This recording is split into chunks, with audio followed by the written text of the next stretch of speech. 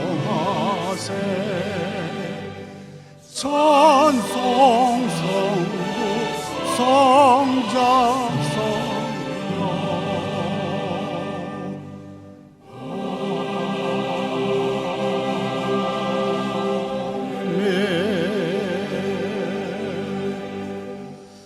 계속해서 새 찬송가 484장입니다. 내 마음의 주여 소망되소서 함께 부릅니다.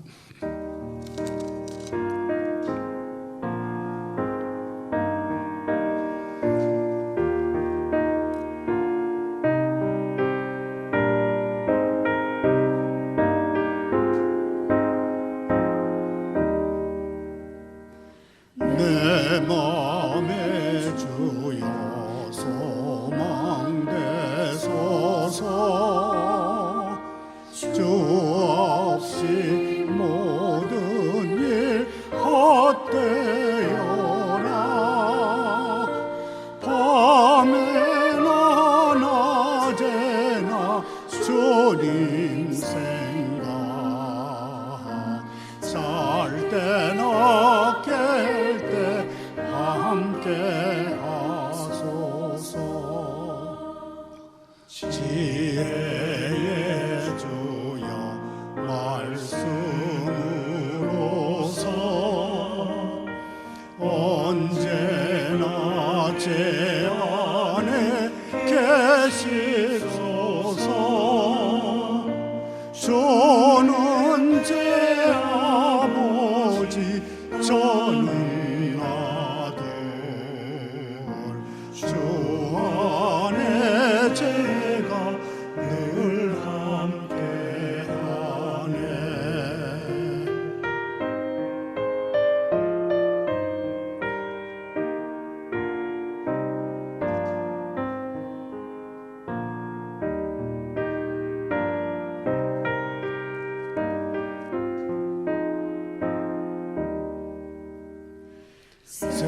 세상의 영광 난 보여도 언제나 주님은 저의 기억. 주님만 제 맘에 계시오니 영원한 주님 참기하셔라.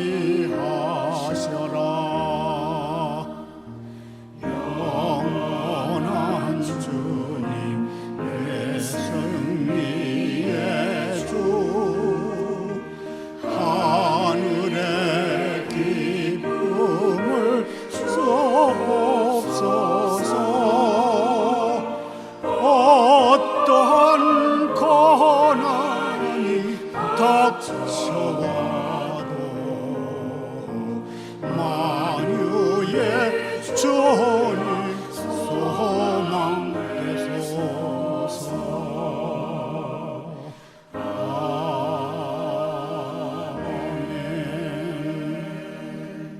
오늘 새벽에 하나님의 말씀 시편 146편 1절부터 10절까지를 교독합니다. 할렐루야. 내 영혼아 여호와를 찬양하라.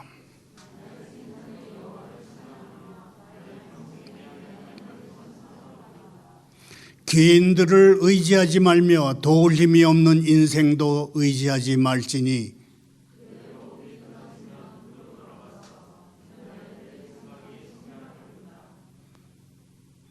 야곱의 하나님을 자기의 도움으로 삼으며 여호와 자기 하나님에게 자기의 소망을 두는 사람은 복이 있도다.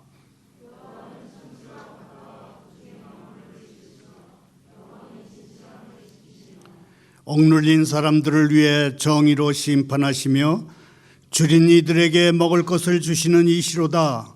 여호와께서는 갇힌 이들에게 자유를 주시는도다.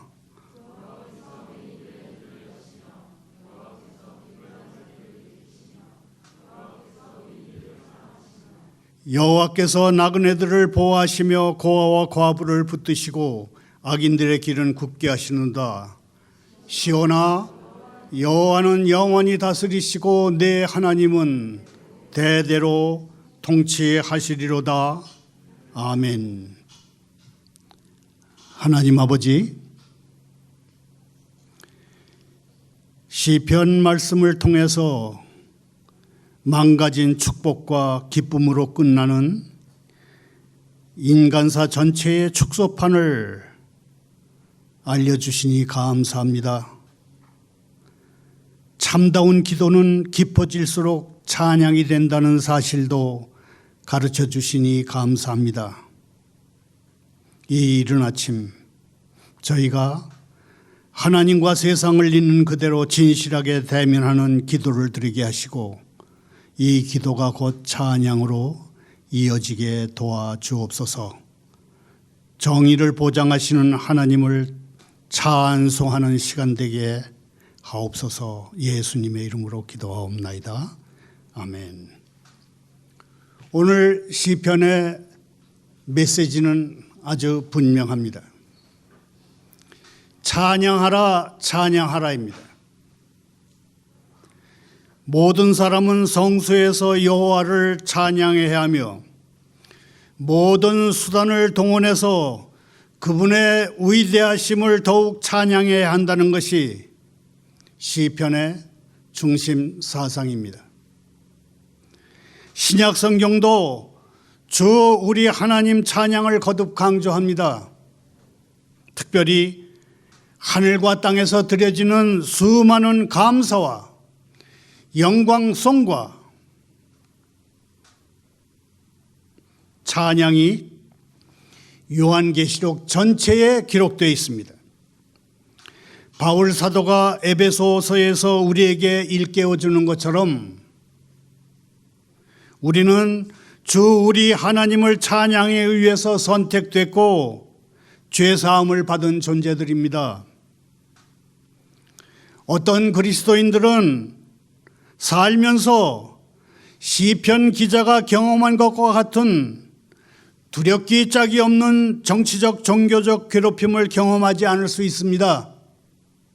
하지만 전 세계에 괴롭힘 당하는 교회는 많았고 지금도 많습니다. 김진홍 목사 같은 분은 시편 기자의 고통과 좌절을 정확하게 이해하기 위해서 오늘 한국의 정치 상황을 놓고 금식하면서 하나님께 매달린다고 했습니다. 우리는 하나님께 울부짖는 그분들을 보고 믿음이 약하다거나 이상한 믿음의 소유자라고 비난할 일이 아닙니다. 오히려 그분들이 유일한 구원자께 믿음과 소망을 뒀음을 우리는 주목해야 할 것입니다. 인간으로서 우리는 여전히 죽음의 권세 아래 놓여 있고 우리 자신의 노력으로는 도저히 해결할 수 없는 어떤 문제들을 안고 살아갑니다. 오직 하나님만이 우리 문제들에 대한 온전한 해결책을 가지고 계십니다. 오직 하나님만이 우리 문제에 대한 온전한 해결책을 가지고 계시다는 것, 이것이 바로 우리가 찬양하는 이유입니다. 우리가 할렐루야 하는 이유입니다. 오늘의 시편 146편은 할렐루야로 시작해서 할렐루야로 끝나는 할렐루야 시입니다. 지구상에 있는 모든 언어 가운데 공통적인 말이 세 가지 있다고 합니다. 하나는 아멘이고 하나는 할렐루야고 하나는 코카콜라라고 합니다. 아멘과 코카콜라는 우리가 잘 알고 있습니다. 그러면 할렐루야는 무슨 뜻입니까? 할렐루야는 여호와를 찬양하라, 그런 뜻입니다. 할렐루야는 찬양하라는 명령 동사 할렐과 여호와의 단축형인 야의 합성어입니다. 할렐루야는 주로 시편과 요한계시록 19장에 나타나는 단어인데 정확하게 번역을 할 수가 없어서 그런지 대부분의 사람들은 그냥 할렐루야 그렇게 부릅니다. 시편 146편은 하나님의 백성이 된 사람의 평생 과제는 하나님을 찬양하며 사는 것이다. 그렇게 가르칩니다. 우리는 우리 삶 속에서 하나님이 하고 계신 일 또는 세상에서 하나님이 하고 계신 일을 모두 이해할 수 있습니까? 물론 없습니다. 그러나 하나님의 본성에 대해서만큼은 우리가 하나님을 찬양할 수 있을 정도는 이해하고 있습니다. 1절에 내 영혼아라는 호칭은 신앙인으로서 내 존재 자체가 하나님을 찬양해야 함을 의미합니다. 저는 여기서 영원히 살지 않을 것입니다. 제 생명은 끝날 것입니다. 그러나 저라고 하는 존재가 살아있는 한 평생에 걸쳐서 저의 하나님, 내 하나님을 찬송할 것입니다. 사는 날이 얼마나 될지 모르지만 제 일생을 하나님을 찬송하기 위한 날들로 주어질 것입니다. 이제 찬양은 우리 각자의 일입니다. 이 아름답고 영원한 일이 우리 각자에게 주어진 것입니다. 내게 호흡이 있는 한 하나님 찬양을 계속할 것입니다. 유대인들은 예배 때 집례자가 하나님은 선하시고 그의 사랑은 영원합니다 하면 회중은 할렐루야로 응답했다고 합니다. 하지만 시편 146편에서 할렐루야는 회중의 응답이 아닙니다. 불교 신자들이 염불하는 것 같은 진부한 아미타불 소리 같은 것이 아닙니다. 우리 그리스도인들에게는 하나님을 찬양하는 것이 참된 예배입니다. 하나님인 찬양이 곧 예배입니다. 우리는 할렐루야로 하나님께 예배드립니다. 예배는 일입니다. 예배는 감사로 응답하는 일입니다. 우리는 무엇이든지 재미있고 힘 안 들이고 하는 일종의 오락문화에 잘 길들여 있습니다. 하지만 하나님께 예배는, 하나님께 찬양하는 예배는 감동 없이 수동적인 상태에서 할 수 있는 그런 것이 아닙니다. 요한복음 6장 28절에서 예수님을 추종하는 무리가 어떻게 하여야 하나님의 일을 하는 것입니까? 하고 물었을 때 하나님이 보내신 일을 믿는 것이 하나님의 일이다. 그렇게 예수님이 대답해 주셨습니다. 곧 예수께 예배하는 것, 예수님을 찬양하는 것이 하나님의 일입니다. 예배는 우리의 마음으로 연결돼야 합니다. 하나님을 찬양하는 것이 예배라면 우리는 먼저 하나님이 누구이신지를 알아야 합니다. 하나님의 속성을 이해하고 생각해야 합니다. 하나님이 누구신지, 하나님이 우리를 위해 행하신 일을 알지 못한다면 우리는 참 예배를 드릴 수가 없을 것입니다. 예배는 하나님의 이전 계시 때문에 가능합니다. 하나님이 먼저 하나님 자신을 드러내시지 않으면, 하나님의 이전 계시가 없으면 우리는 하나님이 누구이신지 알 수가 없습니다. 하나님은 성경에서 하나님 자신을 계시하십니다. 그러므로 성경과 말씀 선포가 예배의 중심이 되는 것입니다. 예배는 개인적입니다. 우리는 하나님께 우리 자신을 예배드려야 합니다. 아무도 우리 자신을 대신해서 예배를 드려줄 수가 없습니다. 그런 점에서 하나님과 인간의 중재자로서 사제가 주도하는 가톨릭 미사가 과연 성경적인 예배냐, 그런 의문을 우리는 드려볼 수 있는 것입니다. 우리가 보통 예배 순서지에 적어놓는 대표기도 아무개 집사, 그런 표현도 그냥 기도 아무개 집사 이렇게 표현돼야 마땅하다고 생각하는 이유도 바로 이것입니다. 물론 예배는 공동체가 드립니다. 다른 사람들과 함께 예배 드립니다. 그러나 아버지, 어머니, 아들, 딸 각자가 하나님께 예배 드리는 것입니다.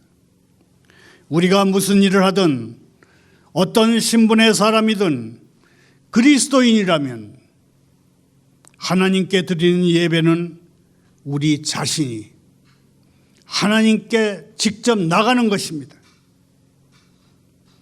3, 4절에서 시인은 권력을 쥐고 있는 사람도 도울 힘이 없는 보통 사람도 의지하지 말 것을 경고합니다. 우리는 보통 하나님보다 어떤 사람을 더 귀하게 여깁니다. 이것은 예배를 실패로 이끄는 주 원인이 됩니다.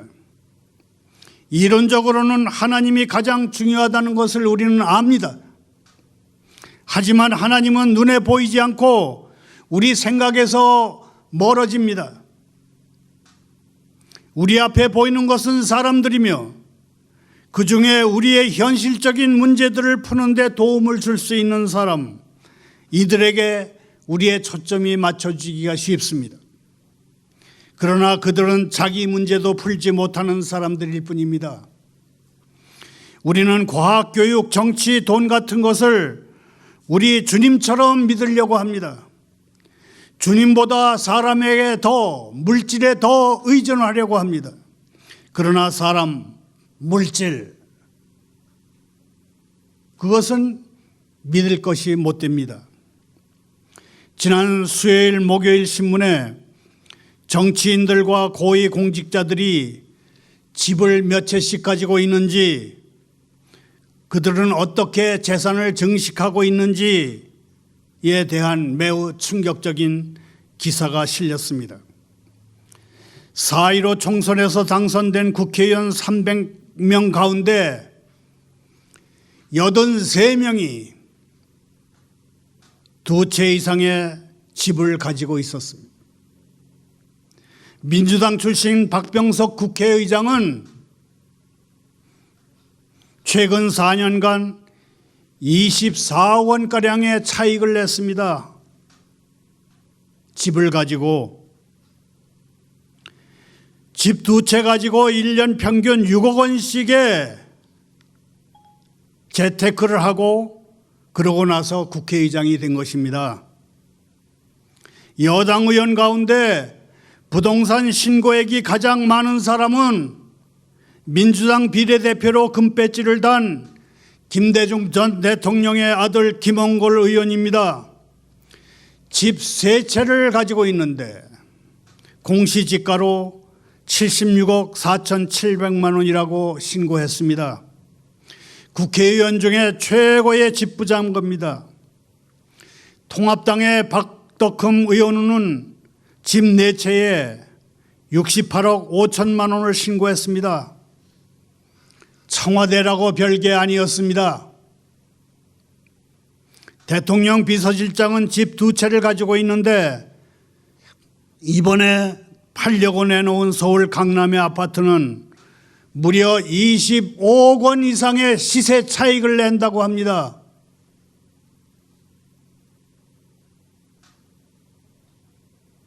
민정수석, 경제수석, 청와대 대변인 등등이 집 2채 이상씩을 가지고 있었습니다. 정부 고위직 가운데 외교부 장관은 서울에 3채, 중소기업부 벤처기업부 장관은 서울과 도쿄에 3채, 행정안전부 장관은 서울에 2채의 집을 가지고 있었습니다. 서울시 의원들의 주택 보유 현황을 보면 그야말로 까무러칠 정도입니다. 강대호 시의원은 30채의 집을 가지고 있었습니다.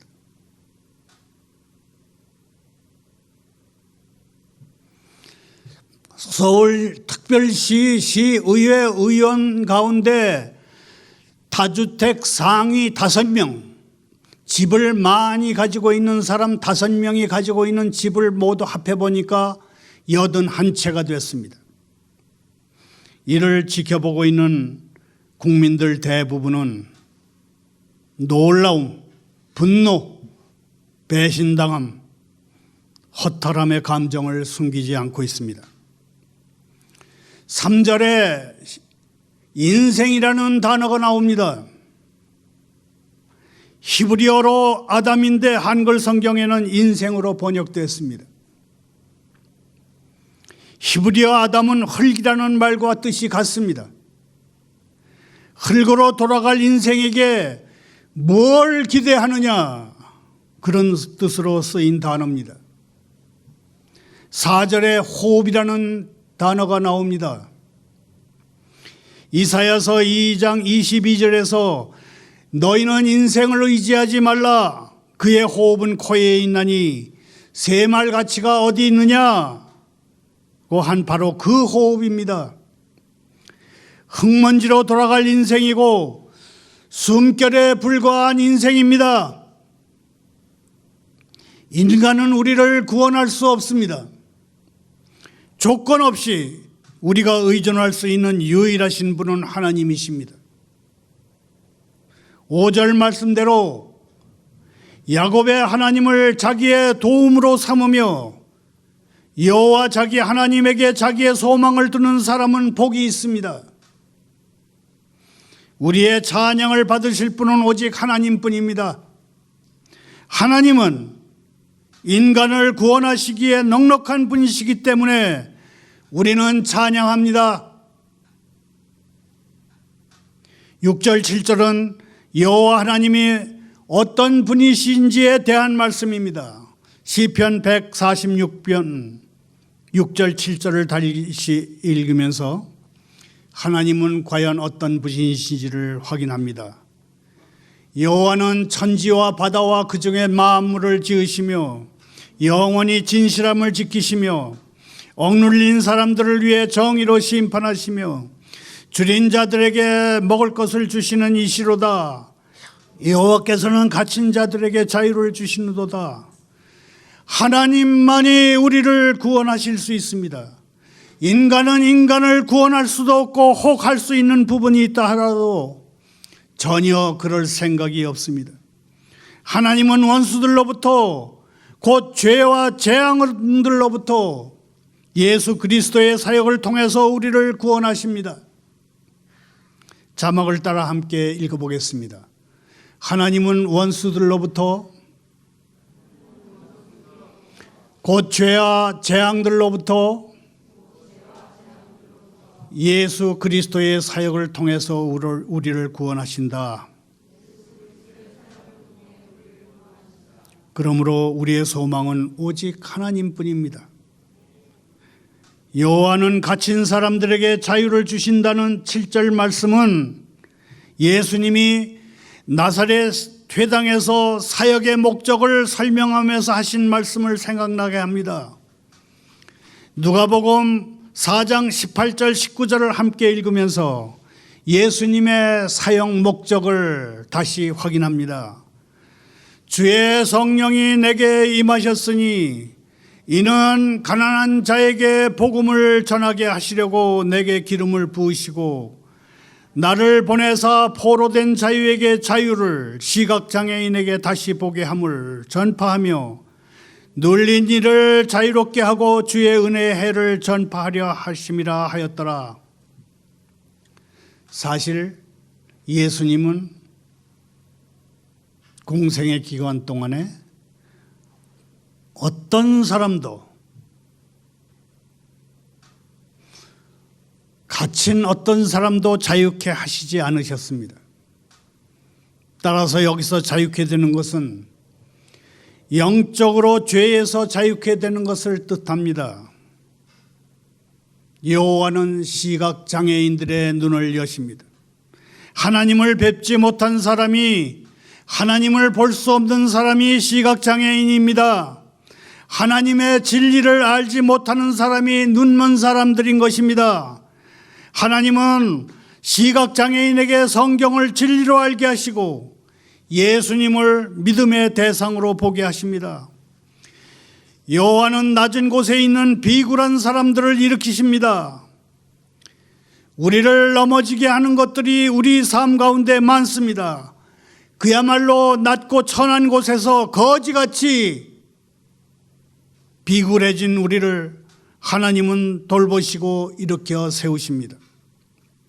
하나님은 상처 입은 마음을 고치시고 터진 상처를 꿰매 주시는 분입니다. 여호와는 의인들을 사랑하십니다. 사랑은 행동이라기보다는 태도입니다. 왜 하나님은 줄인 사람을 먹이시고 갇힌 사람을 자유롭게 하시고 시각장애인의 눈을 여시고 용기나 줏대 없이 남에게 쉽게 굽히는 사람을 일으켜 세우셨을까요? 그 대답은 하나님이 우리를 사랑하시기 때문입니다. 하나님이 스스로 의로워질 수 없는 우리를 그리스도 예수 안에서 의롭게 만드시는 것이 바로 하나님의 사랑입니다. 우리를 의롭게 만드는 것이 하나님의 사랑입니다. 하나님이 우리를 사랑하시기 때문에 도저히 그럴 수 없는 우리를 의로운 사람으로 만드십니다. 여호와는 나그네를 보호하십니다. 주님은 가난하고 줄이고 감옥에 갇히고 몸이 불편하고 심령이 지치고 정처 없이 떠돌고 혼자 아이를 키우는 엄마 또는 아빠를 보살피십니다. 가난한 집안에 태어난 무기력한 가난한 아이들에게 더 큰 관심을 기울이십니다. 말을 맺습니다. 마지막 절 시편 146편 10절을 다시 읽습니다. 시온아, 여호와는 영원히 다스리시고 내 하나님은 대대로 통치하시리로다. 아멘. 세상은 하나님 말고 다른 신, 다른 복이 있다, 다른 행운이 있고 다른 행복이 있다고 우리에게 끊임없이 속삭입니다. 그럴 때 우리는 유혹의 소리에 귀와 마음을 빼앗기지 않고 하나님을 소리 높여 찬양합니다. 세상의 헛된 것에 야심을 두지 않고 하나님께 소망을 두는 것이 참된 복입니다. 자막을 따라 함께 읽겠습니다. 세상 헛된 것에 야심을 두지 않고 하나님께 소망을 두는 것이 참된 복이다. 나의 하나님을 부르십시다. 하나님을 향한 찬양에는 사람을 의지하지 않겠다는 믿음의 고백이 포함되는 것입니다. 하나님만이 나의 도움이시고 하나님만이 나의 소망이라고 외치며 나가는 새로운 하루, 또 새로운 한 주간이 되기를 소원합니다. 영원히 다스리시는 하나님의 이름을 담대히 선포하며 나가는 복된 나날이 되기를 소원합니다. 감사합니다. 기도합니다. 이 세상과 제단의 하나님, 체스터턴의 기도로 기도하오니 귀를 기울이시고 저희 부르짖음을 들어 주옵소서. 권력과 황금을 끌어안은 세상 통치자들이 비틀거립니다. 무기력한 백성들은 헤매며 죽어나갑니다. 황금의 벽이 저희의 무덤이 되고 경멸의 검이 저희를 가릅니다. 주님의 천둥소리를 저희에게 거두지 마시고 저희의 교만만 거두어 가옵소서. 공포가 가르치는 모든 것으로부터, 혀와 펜이 내뱉는 거짓말로부터, 잔인한 자들에게 위안을 주려고 쉽게 내뱉는 모든 말로부터, 죽음과 지옥으로부터 저희를 구하옵소서. 윤리 절벽에 매달린 고위 정치인들과 거짓 성직자들과 그들의 노예가 되어버린 백성을 살아있는 밧줄로 결박하옵소서. 저희 모두의 생명을 한데 묶으시고 저희를 치시고 구원하옵소서.